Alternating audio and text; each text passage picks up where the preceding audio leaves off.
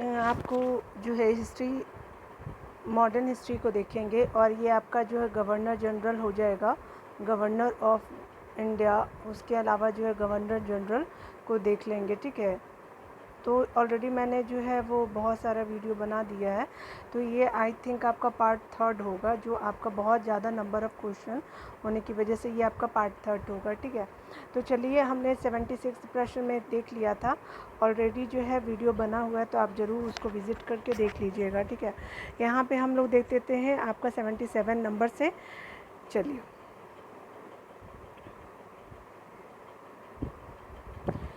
यहाँ पे पहला प्रश्न क्या बोला जा रहा है, आपको बताया जा रहा है कि निम्नलिखित में से आपको बताना है कि किसने जो है वो राजपूताना की देसी रियासतों के साथ वर्ष 1717 से लेकर के 1718 के अधिनिष्ठ संधि की बातचीत की थी। तो ये किया गया था आपको राजपूताना की देशी रियासतों के साथ जो किया गया था, चार्ल्स मेटकॉफ था आपका 77 का बी आंसर बिल्कुल सही हो जाएगा।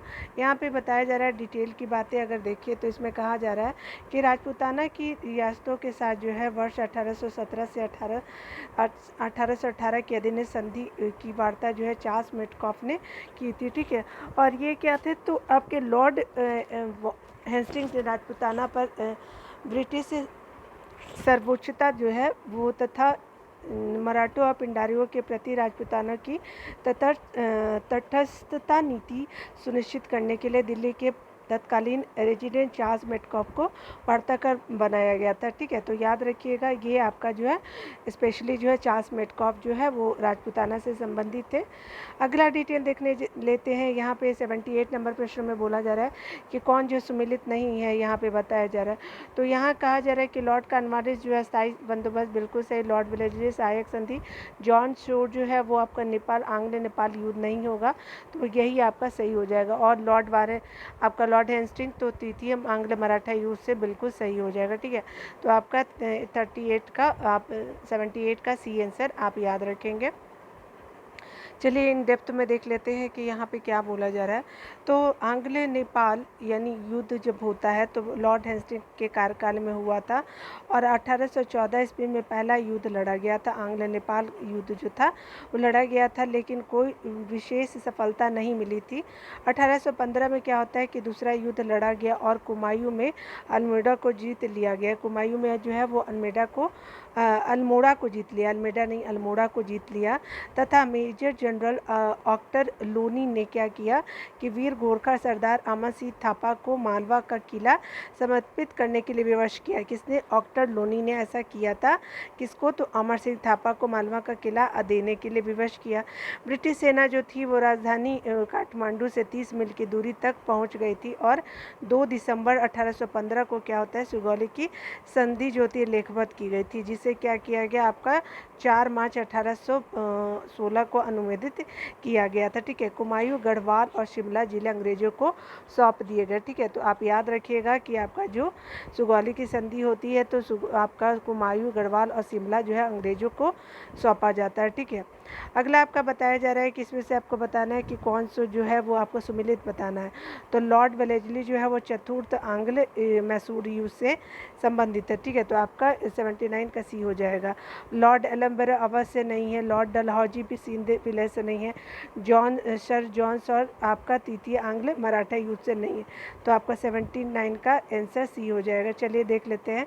अगर बात करें यहाँ पे लॉर्ड एलम्बरो, तो ये सिंध का अंग्रेजी राज्य में विलय अगस्त 1843 में होता है, लॉर्ड एलम्बरो के टाइम में। लॉर्ड डलहौजी के टाइम में क्या होता है, तो कुशासन के आरोप में 1856 ईस्वी में अवध का क्या किया गया था, तो लॉर्ड डलहौजी ने आपका विलयकरण किया था। अगर बात करें चतुर्थ आंग्ल मैसूर युद्ध की, तो 1799 में होता है लॉर्ड वेलेस्ली के टाइम पे। जो लॉर्ड हेस्टिंग था वो आपका तृतीय आंग्ल मराठा युद्ध, यानी आपका यहाँ पे क्या हो जाएगा, लॉर्ड हेस्टिंग्स होता 1817 से लेकर के 1818 तक, ठीक है। तो ये आपका याद रखिएगा, ठीक है ना। चलिए आगे देख लेते हैं हम लोग। यहाँ पे कहा जा रहा है कि इसमें से बताना है कि कौन जो है वो सुमेलित नहीं है। यहाँ देखिए कहा जा रहा है कि लॉर्ड डलहौजी जो है अवध को विलीनीकरण किया, बिल्कुल सही। लॉर्ड डॉल्फिन जो था वो भारतीय राष्ट्रीय कांग्रेस की स्थापना की, बिल्कुल सही। लॉर्ड विलियम बेंटिक जो था वो एक्ट जो चार्टर एक्ट 1833 का पारित के होना था, बिल्कुल सही। और लॉर्ड लिटन जो था आपका प्रथम आंग्ल अफगान युद्ध का आरंभ होना था। तो लॉर्ड लिटन के ने क्या किया, तो प्रथम आंग्ल अफगान युद्ध का अब प्रारंभ होता है लॉर्ड लिटन के टाइम। 80 का डी आंसर बिल्कुल सही हो जाता है, ठीक है। अगर बात किया जाए तो आपका प्रथम आंग्ल जो आपका अफगान युद्ध होता है तो 1839 से 1842 के मध्य लड़ा गया था। इस दौरान क्या होता है कि गवर्नर जनरल कौन था आपका, तो ऑकलैंड थे। और लॉर्ड लिटन के समय द्वितीय आंग्ल मराठा युद्ध होता है, कब होता है, तो ये 1878 से लेकर के 1880 के बीच में लॉर्ड लिटन के टाइम में पहला ऑकलैंड और दूसरा लिटन जो था वो अफगान युद्ध से था, ठीक है, संबंधित है। इस प्रकार विकल्प डी जो है सही नहीं है एवं अन्य विकल्प 3 सही है, ठीक है। चतुराई निष्क्रियता की जो आपकी नीति के साथ जुड़ा हुआ, तो चतुराई निष्क्रियता की नीति से जुड़ा हुआ है जॉन लॉरेंस, जुड़ा हुआ है 81 का डी हो जाएगा। यहाँ देखिए यहाँ पे कहा जा रहा है कि चतुराई निष्क्रियता या फिर कुशल आक्रामकता की नीति आंग्ल अफगान संबंधों के संदर्भ में लॉर्ड एलम्बरो के काल से प्रारंभ होकर लॉर्ड नॉर्थब्रुक के काल तक चलती है। इस नीति को प्राय जॉन लॉरेंस के नाम से विशेष रूप से संबंधित किया जाता है, क्योंकि इसके वायसराय काल में इस नीति का अनुसरण करने का स्पष्ट अवसर मिला और इस नीति की रूपरेखा स्पष्ट रूप से निश्चित की गई, ठीक है। तो याद रखिएगा। अगला बताया जा रहा है क्या कि यहाँ पे प्रथम जनगणना जो हुआ था आपको बताना है। भारत में अंग्रेजों के समय प्रथम जनगणना हुई थी, तो ये आपका था आपका लॉर्ड मेयो था। तो आपका इस तरह से सी आंसर बिल्कुल सही हो जाएगा। अगर भारत में अंग्रेजों के समय में प्रथम जनगणना आपका लॉर्ड मेयो के टाइम में होता है 1869 से 72 के ईस्वी के काल में होता है। 1872 में क्या होता है कि आरंभ हुई, किंतु लॉर्ड रिपन के काल में क्या होता है कि नियमित जनगणना 1881 में होता है, ठीक है, याद रखेंगे। अगला बताया जा रहा है कि वह कौन सा व्यक्ति था जो जिसने भारत में पहली बार जनसंख्या की गणना कराई, तो ये लॉर्ड मेयो था। आपका डी आंसर बिल्कुल सही हो जाएगा। चलिए 84 नंबर प्रश्नों को देखते हैं। यहाँ कहा जा रहा है क्या कि किस वायसराय की हत्या जो है वो अंडमान निकोबार द्वीप समूह में जब वे भ्रमण कर रहे थे एक दंडित अपराधी द्वारा किया गया था, तो ये आपका लॉर्ड मेयो था। 84 का आंसर सी हो जाएगा। देखिए यहाँ पे कहा जा रहा है कि लॉर्ड मेयो जो 1869 से 72 की हत्या जो अंडमान निकोबार द्वीप समूह के भ्रमण के दौरान एक कैदी द्वारा की गई थी। आपका मेयो जो था वो प्रथम गवर्नर जनरल था जिसकी हत्या जो उसके कार्यकाल में की गई थी। किस वायसराय की हत्या उसके कार्यकाल में की गई थी, तो ये आपका लॉर्ड मेयो था। आपका बी आंसर सही हो जाएगा। यहाँ पे बताया जा रहा है कि अफगानिस्तान के प्रति जो है एक जोश भरी अग्र यानी फॉरवर्ड नीति का अनुसरण करने वाला गवर्नर जनरल था, तो ये आपका लिटन था। कौन, तो अफगान के लिए ऐसा किया था लिटन ने। देखिए डिटेल में यहाँ पे बताया जा रहा है कि 1876 में लिटन के वायसराय बनकर आने पर अफगानिस्तान के प्रति अपनाई गई नीतियों में परिवर्तन आया। कुशल आक्रामकता की नीति के स्थान पर अग्रगामी नीति का अनुसरण होने लगा, ठीक है। यहाँ देखिए कहा जा रहा है कि अफगानिस्तान के प्रति आक्रामक नीति किस वायसराय ने अपनाई थी, तो ये आपका लॉर्ड लिटन अपनाया था। तो आपका बी आंसर 87 का हो जाएगा। अगला आपका बताया जा रहा है कि कौन सा जो है भारत का वायसराय सबसे दीर्घतम काल तक रहा है, तो ये रहा है लॉर्ड कर्जन जो है दीर्घतम काल तक रहा है, ठीक है। तो याद रखिएगा।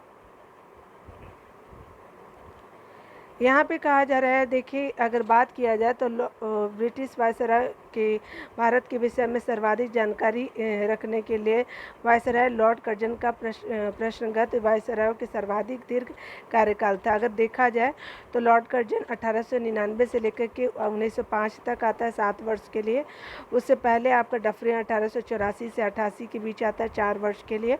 हार्डिंग जो है वो आपका आता है 1910 से 1916 के बीच में, आपका 6 साल के लिए। और आपका लॉर्ड में 3 साल के लिए 1869 से लेकर के 1872 में 3 साल के लिए, ठीक है। बाद में तो इसको मार ही दिया जाता है। आगे देखिए क्या बोला जा रहा है कि भारत में स्थानीय स्वायत्त शासी संस्था 1882 ईस्वी में सशक्त की गई थी। तो किसके टर्म में सशक्त की गई थी? तो लॉर्ड रिपन के द्वारा किया गया था। देखिए यहाँ पे बताया जा रहा है कि 1880 ईस्वी में जो है इंग्लैंड में ग्लैडस्टोन के नेतृत्व में उदारवादी दल सत्ता में आया, ठीक है। और क्या होता है कि ग्लैडस्टोन यूरोप में स्वतंत्रता का समर्थक था। उसने जो है अपनी भारत की प्रतिनीति का इन शब्दों में वर्णन किया है: हमारा भारत में रहने का अधिकार इस तर्क पे है कि हमारा वहाँ रहना भारतीयों के लिए हितकर है, और साथ ही यह कि भारतीय यह अनुभव करे कि यह हितकर है। इस दौरान क्या होता है कि रिपन को वायसराय पद के लिए चुना जाता है। संभवतः रिपन के कार्यकाल का सबसे महत्वपूर्ण कार्य था आपका स्थानीय स्वशासन पर सरकारी प्रस्ताव 1882 था, ठीक है। अगर बात करें यहाँ पे बोला जा रहा है क्या कि डिटेल में अगर देखिए तो यहाँ कहा जा रहा है कि रिपन देश की नगर पालिकाओं को विकसित करना चाहता था। उसके कारण जो है उसके अनुसार इन्हीं से देश की राजनीतिक शिक्षा आरंभ होती है, ठीक है। इस प्रस्ताव के तहत जो है ग्रामीण प्रदेशों में स्थानीय बोर्डों की स्थापना की गई और प्रत्येक जिले में जिला उपविभाग तालुका एवं तहसील बोर्ड बनाने की आज्ञा हुई, ठीक है। नगरों में क्या होता है तो नगर पालिकाएँ स्थापित की गई और इन स्थानीय संस्था को निश्चित कार्य एवं आय प्रदान किए गए, ठीक है। तो आय के साधन दिए गए। स्थानीय यहाँ पे बोला जा रहा है कि भारत में स्थानीय स्वायत्त शासन को किसने प्रोत्साहित किया? तो ये आपका था लॉर्ड रिपन। 90 का डी आंसर बिल्कुल सही हो जाएगा। यहाँ पे बोला जा रहा है कि आपका 91 नंबर प्रश्न है। तो यहाँ पे कहा जा रहा है इल्बर्ट बिल विवाद किससे संबंधित है? तो क्या था? तो आपका इल्बर्ट बिल विवाद जो था, देखते हैं नंबर सी को देख लेते हैं। यहाँ देखिए, यहाँ जो था आपका सी आंसर बिल्कुल सही हो जाएगा। तो इसमें यूरोप के लोगों के मामले की सुनवाई करने के लिए भारतीय न्यायाधीशों पर लगाई गई अयोग्यता को हटाया जाना जो है इसका इल्बर्ट बिल का था, ठीक है। तो देखिए यहाँ पे कहा जा रहा है कि सर पीसी इल्बर्ट वायसराय की परिषद के विधि सदस्य थे। उन्होंने 2 फरवरी 1883 को विधान परिषद में एक विधेयक प्रस्तुत किया जिसे इल्बर्ट बिल की संज्ञा दी गई। इस विधेयक का उद्देश्य था कि जाति भेद पर आधारित सभी न्यायिक अयोग्यता तुरंत समाप्त कर दी जाए और भारतीय एवं यूरोपीय न्यायाधीशों की शक्तियाँ समान कर दी जाए, ठीक है। यूरोपीय लोगों ने इससे क्या किया? अपने विशेषाधिकारों पर क्या कुठाराघात माना और इल्बर्ट बिल को लेकर के कुछ विवाद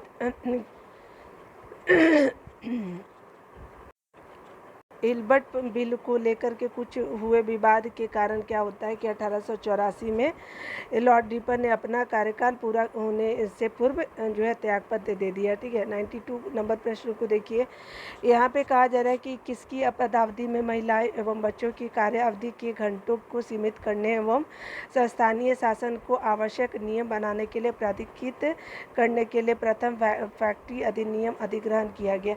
तो ये आपका रिपन था। लॉर्ड रिपन के टाइम में आपका किया जाता है। सी आंसर बिल्कुल सही हो जाएगा। देखिए यहाँ पे कहा जा रहा है कि लॉर्ड रिपन को जो है वो ब्रिटिश भारत के वायसराय में सबसे अधिक उदारवादी माना जाता है। उन्होंने 100 या उससे अधिक कार्यरत आपके मजदूरों को क्या किया कि फैक्ट्रियों में काम करने वाली आपका 100 से अधिक जो मजदूर काम करते थे फैक्ट्रियों में काम करने वाले महिलाओं और बच्चों के संबंध में कुछ उदारवादी क्या किए? नियम बनाए। किसके द्वारा? तो लॉर्ड रिपन के द्वारा किया जाता है। अगर बात करें प्रथम फैक्ट्री अधिनियम तो 1881 ईस्वी में आता है और इस अधिनियम के तहत जो है 7 वर्ष से कम आयु के बच्चे को फैक्ट्री में काम करने की रोक लगा दिया जाता है। अगर 7 से 12 वर्ष के बच्चे अगर काम भी करेंगे तो 9 घंटे ही काम करेंगे वो, ठीक है। और आपका बोला गया क्या कि 4 दिन जो है वो आपका छुट्टी दिया जाएगा महीने में, ठीक है। तो आपका प्रावधान भी लॉर्ड रिपन के टाइम में किया गया। यहाँ पे देखिए, यहाँ पे कहा जा रहा है क्या कि यहाँ पे देखिए फैक्ट्री एक्ट 1881 औद्योगिक कामगारों की मजदूरी नियत करने के लिए और कामगारों को मजदूर संघ बनाने के लिए 30 से पारित हुई थी। तो देख लेते हैं। NM लोखंडे ब्रिटिश भारत में मजदूर आंदोलन संगठित करने वाले अग्रगामी थे। तो ये जो है आपका दोनों क्या हो जाएगा? सही नहीं है। यहाँ पे क्या है? तो आपका सही पूछा जा रहा है। तो NM लोखंडे जो थे ब्रिटिश भारत में मजदूर आंदोलन संगठित करने वाले अग्रगामी थे। बी सही हो जाएगा। 8 जो है वो गलत हो जाएगा। 1 नंबर गलत है। चलिए डिटेल में हम लोग इसको फिनिश करते हैं, ठीक है।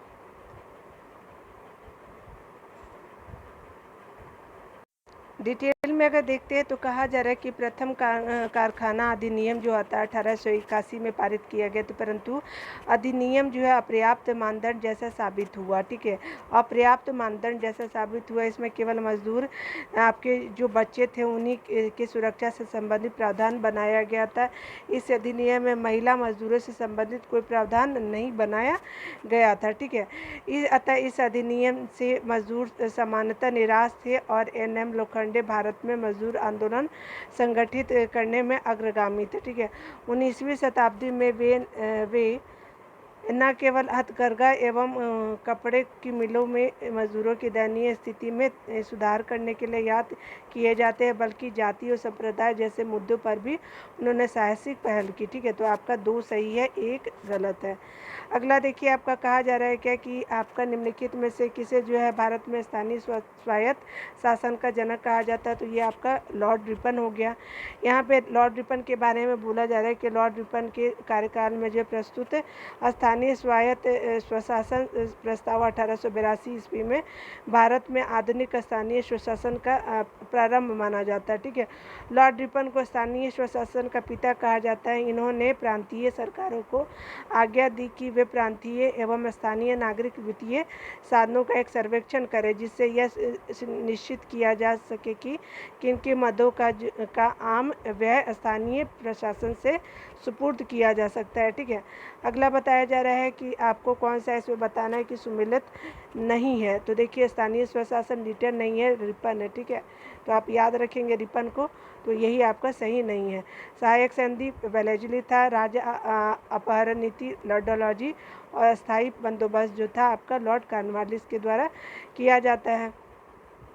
अगर बात किया जाए यहाँ पे तो आपको मिलान करना है, तो देखिए यहाँ पे बंगाल विभाजन, तो क्लाइव का क्या था, तो क्लाइव दोहरा शासन था। देखिए 1 2 3 4 देख लेते हैं। ठीक है, यहाँ पे देख लेते हैं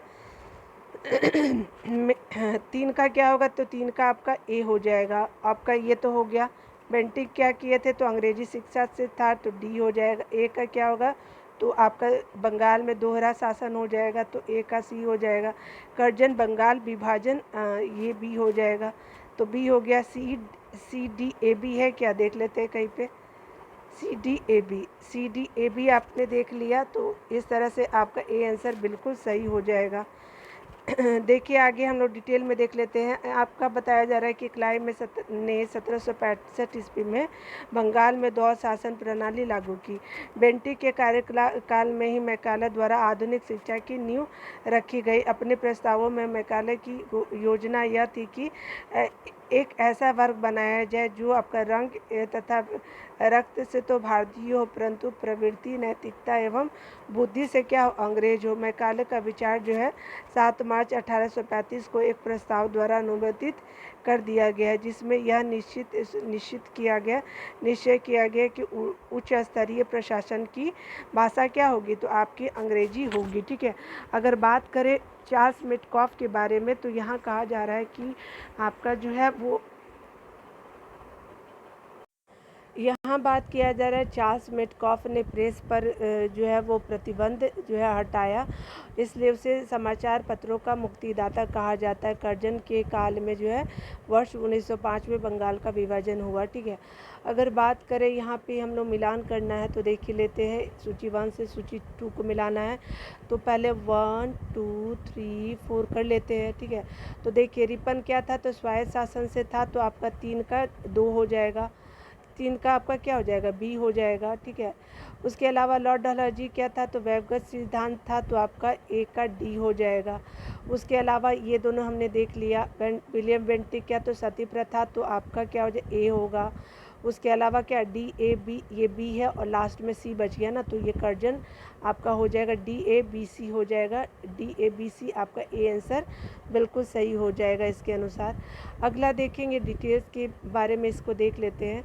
तो व्यक्तिगत सिद्धांत जो है वो लॉर्ड डलहौजी का रहा है, और इसका टाइम पीरियड 1848 से 1856 से जुड़ा हुआ है। इस सिद्धांत के द्वारा जो है कुछ महत्वपूर्ण आपके जो रियासतें, यानी सतारा हो गया, जैतपुर, संबलपुर, बघाल, साथ आपका उदयपुर, आपका झांसी, उसके अलावा नागपुर विलय कर लिया गया था। ठीक है, अगर विलियम बेंटिक के बारे में देखें तो 1829 में 17वें नियम द्वारा सती प्रथा का क्या किया गया था, अंत किया गया था। विलियम बेंटिक के द्वारा लॉर्ड रिपन के कार्यकाल का सबसे महत्वपूर्ण कार्य जो था वो स्थानीय स्वशासन पर सरकारी प्रस्ताव था। ठीक है, बंगाल का विभाजन वर्ष 1905 में कर्जन ने किया। तो कब किया, तो आपको 1905 में कर्जन ने किया।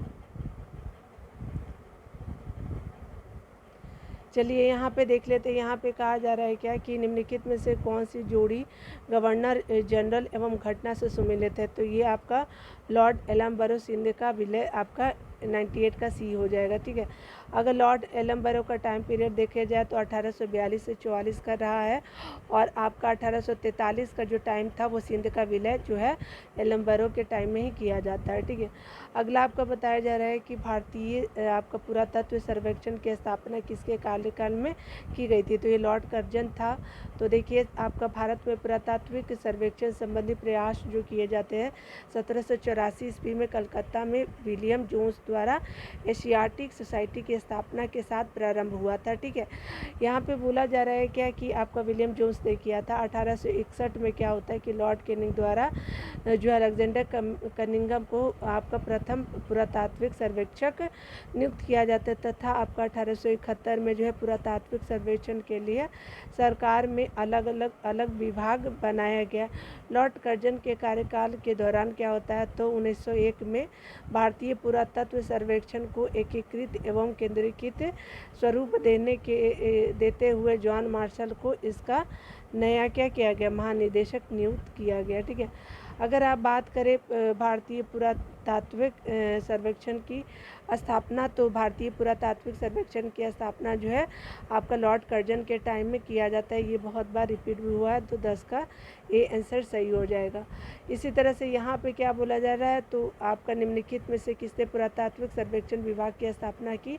तो ये यहाँ पे क्या हो जाएगा, स्टार मार्क दिया हुआ। चलिए 10 में देख लेते हैं ऐसा क्यों किया हुआ। ठीक है, यहाँ पे बताया जा रहा है कि 1871 में क्या होता है कि पुरातत्व सर्वेक्षण विभाग बनाया गया। ठीक है, उस समय क्या होता है कि गवर्नर जनरल जो था वो आपका अर्ल ऑफ मेयो थे, तथा duke of Argyll secretary of state थे।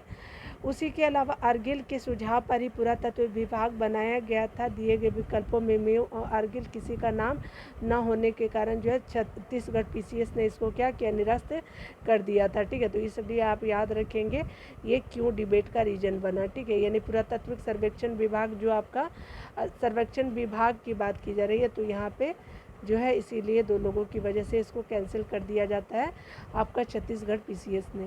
प्राचीन आपका स्मारक संरक्षण एक्ट किस गवर्नर जनरल के कार्यकाल में पारित हुआ। तो ये आपका लॉर्ड कर्जन के टाइम में पारित होता है। आपका प्राचीन स्मारक संरक्षण एक्ट किस गवर्नर जनरल के कार्यकाल में, तो आपका लॉर्ड कर्जन के कार्यकाल में होता है। आपका देखिए क्या कहा जा रहा है, तो प्राचीन आपका जो है वो स्मारक संरक्षण अधिनियम 1904 के द्वारा लॉर्ड कर्जन ने भारत में पहली बार जो है वो ऐतिहासिक इमारतों की सुरक्षा एवं मरम्मत की ओर ध्यान देते हुए 50,000 पाउंड की धनराशि का आवंटन किया। ठीक है, अगर बात करें यहाँ पे कहा जा रहा है कि भारत में जो है कर्जन के प्रशासन की तुलना में औरंगजेब ने किसे की है। तो कर्जन के प्रशासन की तुलना औरंगजेब से किया है जी के गोखले ने। आपका बी आंसर याद रखेंगे। अगर इसका लॉर्ड कर्जन का टाइम पीरियड अगर देखते हैं, तो ये आपका वायसराय के रूप में 1899 से लेकर के 1905 तक जो है लॉर्ड कर्जन रहता है। ठीक है, आपका क्या बताया जा रहा है, भारतीय जनमानस की आकांक्षाओं की जो है पूर्णता अवहेलना करते हुए भारत में ब्रिटिश शासन को सुदृढ़ करने का प्रयास इसने किया था। ठीक है, गोपाल कृष्ण गोखले जो है वो बता रहे हैं कि कर्जन के प्रशासन को जो है तुलना जो है मुगल सम्राट औरंगजेब से की थी। ठीक है, अगला देख लेते हैं आपका क्या बोला जा रहा है। तो आपका इंपीरियल कैडेट कॉर्प की स्थापना जो है लॉर्ड कर्जन के द्वारा किया जाता है। डिटेल में अगर बात करें तो लॉर्ड कर्जन ने क्या किया कि वर्ष 1901 में इंपीरियल कैडेट कॉर्प की स्थापना की। कब? तो 1901 में। और इसका उद्देश्य क्या था? देशी नरेशों के राजकुमारों एवं सामंतों के पुत्रों को शैक्षणिक शिक्षा जो है वो सैनिक शिक्षा का प्रबंध करना था। ठीक है, तो याद रखिएगा इंपीरियल कैडेट कॉर्प्स क्या था, तो ये आपका प्रावधान किया गया था। ठीक है, चलिए अगला देखते हैं। यहाँ पे पदावधि बताना है कि आपका जो वायसराय आया तो सबसे पहले कौन, बाद में कौन आता है। ठीक है, तो आपका क्या होता है, तो आपका लॉर्ड कर्जन तो पहले हो जाएगा। उसके बाद क्या होगा, लॉर्ड कर्जन के बाद आपका आता है लॉर्ड वायसराय आता है, उसके बाद आपका लॉर्ड हार्डिंग आता है, फिर आपका चेम्सफोर्ड आता है, लास्ट में आपका इरविन आता है। तो याद रख लेते हैं। चलिए देख लेते हैं डिटेल से, यानी 1 2 3 4 बिल्कुल सही हो जाएगा। ठीक है, चलिए देख लेते हैं। देखिए यहाँ पे क्या होता है, मैंने आपको अभी बताया था कि जो है आपका जो लॉर्ड कर्जन का टाइम 1899 से लेकर के 1905 रहा है। कर्जन के बाद हार्डिंग आता है 1910 से लेकर के 16 तक।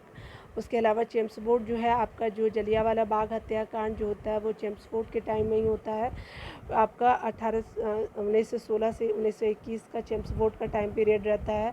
और अगर बात करें लॉर्ड इरविन का तो 1926 से लेकर 31 तक रहते हैं। तो इरविन पैक्ट आपका इन्हीं के टाइम में, लॉर्ड इरविन के टाइम में आता है। तो ए बिल्कुल सही आंसर हो जाएगा। ठीक है, हमने देख लिया। यहाँ पे बोला जा रहा है असैनिक प्रशासन 1905 के संदर्भ में कौन सा कथन सही नहीं है। ठीक है, तो यहाँ देखिए कौन सा कथन जो है वो सही नहीं है, यहाँ पे बोला जा रहा है। तो असैनिक प्रशासन 1905 के अंतर्गत अगर बात की जाए तो यहाँ पे कहा जा रहा है कि लॉर्ड कर्जन ने प्रांतीय सीमाओं को पुनर्गठित करने का निर्णय लिया। तो प्रांतीय आपका लॉर्ड कर्जन ने प्रांतीय सीमाओं को पुनर्गठित किया। ठीक है, तो ये बिल्कुल सही है। पूर्वी बंगाल और आसाम नामक एक नया प्रांत बनाया गया। ठीक है, तो याद रखिएगा सैनिक प्रशासन जो है लॉर्ड कर्जन ने स्टार्ट किया था। और 1 और 2 बिल्कुल सही हो जाएगा। तो आपका 106 का बी आंसर सही हो जाएगा। अगर डिटेल में देखें तो कहा जा रहा है कि आपका वर्ष 1905 में क्या होता है कि गवर्नर जनरल लॉर्ड कर्जन ने प्रांतीय सीमाओं को पुनर्गठित करने का क्या किया, निर्णय लिया। इसने बंगाल को 2 भागों में बांट करके पूर्वी बंगाल और आसाम नामक एक नया प्रांत बनाया तथा बंगाल के पश्चिम भाग में जो है वो पश्चिम भाग में क्या है, तो बंगाल आपका बिहार, उड़ीसा, छोटा नागपुर को शामिल किया गया। ठीक है, उसके अलावा बताया जा रहा है कि उसने मद्रास और मध्य प्रांत की सीमा में भी बदल दिया। ठीक है, अगर इसके अतिरिक्त बोला जा रहा है कि उसने मद्रास और मध्य प्रांत की सीमा में भी बदलाव किया। किसने? तो लॉर्ड कर्जन ने किया। फूट डाले व राज करे की जो नीति है वो रणनीति अपनाई गई थी किसके द्वारा? तो आपका लॉर्ड कर्जन भी था और लॉर्ड मिंटो दोनों था। तो इस तरह से आप 107 का ए और बी दोनों सही देखेंगे। ठीक है, फूट डाले एवं राज करे की रणनीति जो है लॉर्ड कर्जन एवं लॉर्ड मिंटो के द्वारा अपनाई गई। इस नीति के तहत जो मिंटो ने पृथक निर्वाचन प्रणाली को प्रोत्साहित किया। लॉर्ड कर्जन के शासनकाल में ब्रिटिश सरकार ने स्पष्ट रूप से मुस्लिम समर्थक और हिंदू विरोधी नीति अपनाई। इस नीति के ही प्रतीक के रूप में जो है वर्ष 1905 में क्या होता है कि बंगाल विभाजन किया गया। ठीक है, बंग भंग का उद्देश्य जो प्रशासन की सुविधा उत्पन्न करना नहीं था, जैसा दावा किया गया था, बल्कि इसका 2 स्पष्ट उद्देश्य था। एक हिंदू मुस्लिम को लड़ाना और आपका दूसरे नवजागृत बंगाल को चोट पहुंचाना। ठीक है, तो याद रखेंगे। अगला बताया जा रहा है क्या कि अगर बात करें, मुझे विश्वास है कि कांग्रेस अपने विनाश की तरफ जा रही है और मेरी यह बड़ी इच्छा भारत में रहते होगी कि इसके शांतिप्रिय निधन के लिए इसका सहायक बनूं। यह जो है किसने लिखा था? तो ये लिखा था आपका लॉर्ड कर्जन का ये लाइन था। ठीक है, तो याद रखिएगा सी आपका सही हो जाएगा। डिटेल में देखिए क्या बताया जा रहा है। तो कहा जा रहा है कि अंग्रेजी शासक समझते थे कि नरमपंथियों के नेतृत्व में कांग्रेस काफ़ी कमज़ोर है, जनता में इसकी पैठ नहीं है। ठीक है, जनता में इसकी पैठ नहीं है, अतः इसे ख़त्म किया जा सकता है। इस नीति के तहत के सबसे बड़े प्रवक्ता थे लॉर्ड कर्जन। वर्ष 1900 में कर्जन ने ब्रिटिश सेक्रेटरी ऑफ स्टेट को लिखा कि मुझे विश्वास है कि कांग्रेस अपने विनाश की तरफ जा रही है और मेरी यह बड़ी इच्छा भारत में रहते होगी कि इसके शांतिप्रिय निधन में इसका सहायक बनूं। वर्ष 1903 में उन्होंने क्या किया कि मद्रास दास गवर्नर को लिखा, जब से मैं भारत आया हूँ मेरी नीति यही रही है कि किसी भी तरह कांग्रेस को क्या किया जाए कि नपुंसक बना दिया जाए। कर्जन ने जो है कांग्रेस अध्यक्ष के नेतृत्व में प्रतिमंडल से मिलने से इनकार कर दिया था। ठीक है, तो ये देखिए कितना बदमाश था ये। यहाँ पे कहा जा रहा है क्या है कि इनमें से किसने, गवर्नर जनरल ने सबसे पहले पृथक निर्वाचन मंडल की व्यवस्था मुसलमानों को जीतने एवं उन्हें पृथक के विरुद्ध करने के लिए इस्तेमाल किया। तो मुसलमानों को जीतने और उन्हें कांग्रेस से पृथक करने के लिए इस्तेमाल किया था, तो ये आपका लॉर्ड मिंटो था। ठीक है, तो आप याद रखेंगे 1900 आपका 109 का डी आंसर हो जाएगा। अगर डिटेल की बात करें तो नवंबर 1905 में क्या होता है कि लॉर्ड कर्जन के स्थान पर लॉर्ड मिंटो को भारत का वायसराय नियुक्त किया जाता है और आपका जॉर्ज मार्ले को क्या किया जाता है, भारत सचिव बनाया जाता है। ठीक है, इसके अलावा अगर देखा जाए तो आपका द्वारा सुधारों को मार्ले मिंटो सुधार 1909 के नाम से जाना जाता है। इस अधिनियम के द्वारा मुसलमानों के लिए पहली बार पृथक मताधिकार तथा पृथक निर्वाचन क्षेत्रों की स्थापना की गई। इसका उद्देश्य जो है मुसलमानों को कांग्रेस के विरुद्ध करना था। ठीक है, तो आगे देखते हैं। यहाँ पे बोला जा रहा है कि बताना है कि निम्नलिखित में से कौन सा जो आपका वायसराय था वो यहूदी था। तो ये आपका लॉर्ड रीडिंग था। तो आप याद रखेंगे कि एकमात्र भारत का वायसराय लॉर्ड रीडिंग था, जिसका टाइम पीरियड 1921 से 1926 तक था। इसके समय चौरी चौरा कांड, स्वराज पार्टी का गठन और रॉलेट एक्ट का निरसन हुआ था। ठीक है, तो आपका 110 का डी आंसर बिल्कुल सही हो जाएगा। अगर बात करें यहाँ पे डिटेल की तो यहाँ 111 नंबर प्रश्नों को देखिए। तो यहाँ पे कहा जा रहा है कि कौन सुमिलित नहीं है। डॉक्ट्रिन ऑफ लैप्स ये सही है। वर्नाकुलर जो है वो क्या है, कर्जन का है। ये इल्बर्ट बिल रिपन का है, तो ये इल्बर्ट बिल क्या है, तो रिपन का नहीं है। आपका डी आंसर, आपका डी आंसर क्यों दे रहा है, क्यों नहीं दे रहा है, चलिए डिटेल में देख लेते हैं। इल्बर्ट बिल तो रिपन के टाइम में नहीं आता है, चलिए देख लेते हैं। देखिए पिट्स इंडिया एक्ट जो है वो वाराणसी के टाइम में बिल्कुल सही है, 1784 वाला है ना। उसके अलावा जो है doctrine of lapse Dalhousie vernacular act जो है वो प्रेस कर्जन दे रहा है। ठीक है, तो देख लेते हैं। और ये आपका इल्बर्ट बिल जो है आपका रिपन के टाइम में दे रहा है, तो देख लेते हैं। यहाँ पे इसके सम्मिलित नहीं है, तो आपका 111 का सी आंसर बिल्कुल सही हो जाएगा। देखते हैं क्या है इसमें। तो देखिए वर्नाकुलर प्रेक्ट एक्ट जो भारतीय भाषा समाचार पत्र अधिनियम 1878 में लॉर्ड लिटन के काल में पारित किया गया था। इस अधिनियम को जो मुंह बंद करने वाला अधिनियम भी कहा जाता है। सरकार अवांछनीय विषयों को प्रकाशित करने के उपरांत जो है अपराध में संबद्ध पत्र को चेतावनी दे सकती थी अथवा उससे जमानत ले सकती थी। ठीक है, जमानत को जब्त कर सकती थी, और यदि यह अपराध पुनः किया जाता है तो सरकार छापा खानों को भी जब्त कर लेती थी, यानी पूरी तरह से बंदी। ठीक है, अर्शकिन पेरी ने कहा है, अर्शकिन पेरी ने इस अधिनियम को विपरीत गामी और असंगत तथा भारत की भावी प्रगति के लिए घातक पग बताया। ठीक है, एस.एन. बनर्जी ने इसे आकाश से वज्रपात कहा है। इस अधिनियम के अधीन अगर बात करें तो सोम प्रकाश, भारत मिहिर, ढाका प्रकाश, यानी आपका इस अधिनियम के जो अधीन है सोम प्रकाश, भारत मिहिर, ढाका प्रकाश, सहचर और अनेक समाचार पत्रों के विरुद्ध मामले जो है दर्ज किए गए। आपके तीनों जो है सम्मिलित है। ठीक है, तो याद रखिएगा यहाँ पे। ठीक है, तो इस तरह से आप याद रखिएगा कि कर्जन जो नहीं लाता है इसको कौन लेके आता है, तो ये लिटन लाता है। ठीक है, तो याद रखिएगा यहाँ पे जो है। ठीक है, तो याद रखिएगा, इसीलिए आपका लिटन की जगह कर्जन की जगह लिटन होगा। ठीक है, तो याद रखिएगा लिटन। ठीक है, तो यहाँ पे हो गया। चलिए देख लेते हैं अगला। 112 नंबर प्रश्नों की बात करें तो यहाँ पे देखते हैं।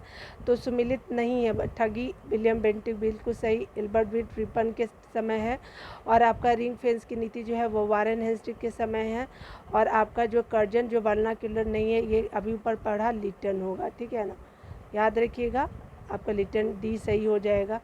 आपका बोला जा रहा है कि ब्रिटिश भारत की राजधानी का कलकत्ता से दिल्ली स्थानांतरण किसके कार्य में हुआ था, तो ये आपका लॉर्ड हार्डिंग के टाइम में आपका कलकत्ता से आपका दिल्ली राजधानी ट्रांसफ़र होती है। बी आंसर बिल्कुल सही है। ठीक है, देखते हैं हम लोग। आपको बोला जा रहा है क्या कि आपका वायसराय लॉर्ड हार्डिंग के समय भारत की राजधानी का कलकत्ता से दिल्ली स्थानांतरण किया गया। वायसराय लॉर्ड हार्डिंग जो था अब उसका टाइम पीरियड 1911 में जॉर्ज पंचम एवं महारानी मेरी को भारत बुलाया तथा दिल्ली में भव्य दरबार का आयोजन किया, जिसे दिल्ली दरबार तृतीय के नाम से जानते हैं। इसी दरबार में बंगाल विभाजन को रद्द कर दिया गया तथा राजधानी को स्थानांतरण की घोषणा की गई, ठीक है, यानी राजधानी को स्थानांतरित कर दी गई, ठीक है। चलिए डिटेल में देखते हैं अगला वाले 114 वाले प्रश्न को। तो देखिए यहाँ पे क्या बोला जा रहा है, तो आपको मिलान करना है, ठीक है। तो बंगाल का दोहरा शासन, तो देखिए यहाँ पे ABCD देख लेते हैं। तो आपका सी का के दोहरा शासन तो क्या है, तो आपका सी का दूसरा हो जाएगा। बंगाल विभाजन किसके टाइम में, तो आपका ये आपका कर्जन के टाइम में हो जाता है। सामाजिक सुधार जो है वो बेंटिक के टाइम में होता है। और 3 क्या हो जाएगा, डॉक्ट्रिन लैप्स क्या होता है, तो आपका डलहौजी के टाइम में होगा। 3-1-2 हो जाएगा, 3-1-2 है तो देख लेते हैं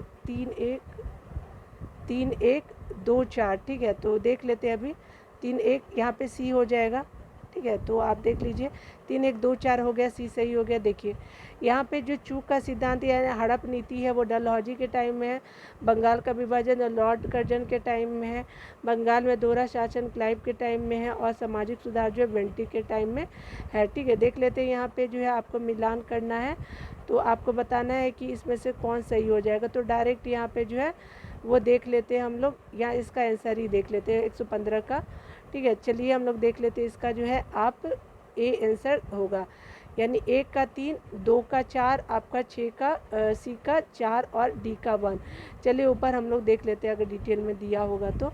चलिए यहाँ पे देख लेते हैं। यहाँ पे कहा जा रहा है कि अंग्रेजों द्वारा जो है बंगाल के अधिग्रहण के उपरांत क्या होता है, बंगाल का अधिग्रहण के उपरांत क्या होता है, कंपनी के कार्यों को नियंत्रित करने के लिए रेगुलेटिंग एक्ट 1773 ब्रिटिश संसद द्वारा पारित किया जाता है। इसी एक्ट के तहत अगर देखें तो कंपनी के गवर्नर को बंगाल का गवर्नर जनरल बना दिया गया।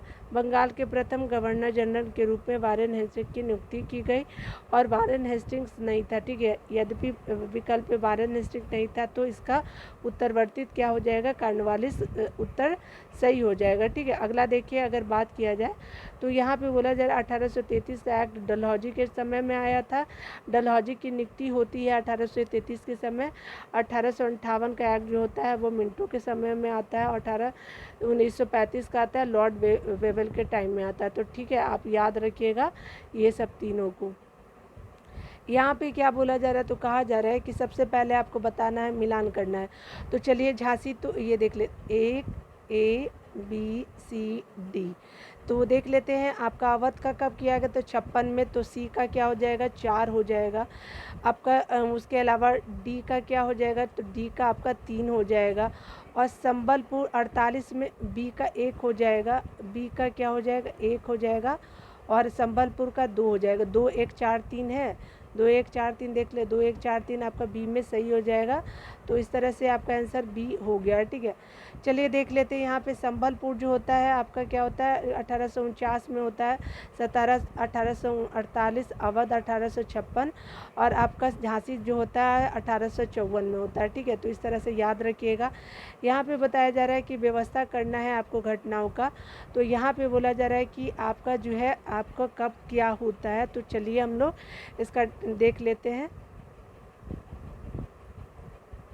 यहाँ पे डी हो जाएगा, तो देखिए यहाँ पे क्या होगा, तो डी हो जाए 1 3 2 4, 1 3 2 4 देख लेते हैं। 1, यहाँ पे क्या पहले आपका 1 होता है आपका सिक्किम का, फिर ये दूसरे नंबर पे पंजाब का बिल है, फिर 3 होता है आपका 1854 में अभी हमने पढ़ा ना झांसी का। और बर्मा क्या होता है, तो आपका ये होता है बहुत बाद में, ठीक है। तो आपका 4 नंबर में ये हो जाएगा। तो 1 2 3 4 हो गया। तो इस तरह से याद रखेंगे 1 3 2 4 इसका आंसर सही हो जाएगा। 1 3 2 4 देख लेते हैं, ठीक है। तो यहाँ पे डी आंसर बिल्कुल सही हो जाएगा। अगर बात करें सिक्किम को, तो ये आपका जो है सुगौली के बाद इसको किया जाता है। 1816 में भारत और नेपाल का किया जाता है ना सुगौली, तो उसी के 1 साल बाद 1817 में सिक्किम का किया जाता है। पंजाब जो है 1849 में होता है, यानी आपका जब संबलपुर किया जाता है ना, ऊपर देखे होंगे आप, यहाँ पे संबलपुर 1849 में, पंजाब भी 1849 में ही किया जाता है। तो सिक्किम 1817, संबलपुर 1800, आपका पंजाब जो है 1849, झांसी 1854, आपका बर्मा जो है 1 साल बाद किया जाता है, आपका जो कांग्रेस एस्टेब्लिश होता है 1886 में, 1 साल बाद। तो इस तरह से याद रखेंगे, सिक्किम पहले हो जाएगा, पंजाब, झांसी और बर्मा हो जाएगा, ठीक है। तो यहाँ पे जो है वो आप देख सकते हैं, यहाँ पे बोला जा रहा है क्या कि आप याद रखिएगा कि ज्ञातव्य है कि ब्रिटिश साम्राज्य के तहत जो सिक्किम का विलय नहीं किया गया था, इसके साथ ही उसके साथ फरवरी 1817 में सिर्फ सहायक संधि की गई थी। इसलिए इसका जो विकल्प जो होगा डी जो होगा तर्कसंगत होगा, ठीक है। तो ये आपका डी क्या है, तो ये आपका डी आंसर इसीलिए सही हो गया है, ठीक है। तो आपका डी आंसर इसका सही हो गया। 18 नंबर प्रश्न को देखते हैं, बहुत बड़ा वीडियो हो जाएगा, ठीक है। तो ये तो आपका आज ख़त्म हो गया, अच्छी बात है। ऐसे ये बहुत नंबर ऑफ क्वेश्चन भी एक्स्ट्रा ही था। निम्नलिखित में से किस वायसराय के कार्यकाल में जो भारतीयों को राय बहादुर और खान बहादुर उपाधियाँ प्रदान करना प्रारंभ किया गया, तो ये आपका था लॉर्ड कौन था, देख लेते हैं। ई आंसर सही हो जाएगा। देखिए यहाँ पे बताया जा रहा है कि 1857 के विद्रोह के बाद अंग्रेजों की सहायता करने वाले देसी शासकों, जमींदारों आदि को अपना विश्वास पात्र बनाने के लिए उन्हें उपाधियाँ, खिलअत, भूमि अनुदान, ऋण माफ़ी आदि सुविधा प्रदान की जाने लगी। इसमें क्या होता है कि हिंदुओं को दी जाने वाली मुख्य प्रमुख उपाधियाँ जो थी राय बहादुर तथा मुस्लिमों और पारसियों को दी जाने वाली समक्ष जो है उपाधियाँ खान बहादुर थी, ठीक है। और ये जो 1859 से लेकर के 60 एवं 60 में क्या होता है, 1859 1860 में क्या होता है कि इन उपाधियों को क्या कर दिया जाता है, ख़त्म कर दिया जाता है, ठीक है। तो ये हम लोग जो है ब्रिटिश शासन का जो अर्थव्यवस्था पे प्रभाव, इसको अगले वीडियो में देखेंगे, जल्दी फिनिश करेंगे, ठीक है ना। तो ये आपका गवर्नर और वायसराय आज कंप्लीट हो गया, ठीक है। तो आपका वीडियो देखने के लिए थैंक यू, ठीक है। आप अच्छे से पढ़िए और टेक केयर।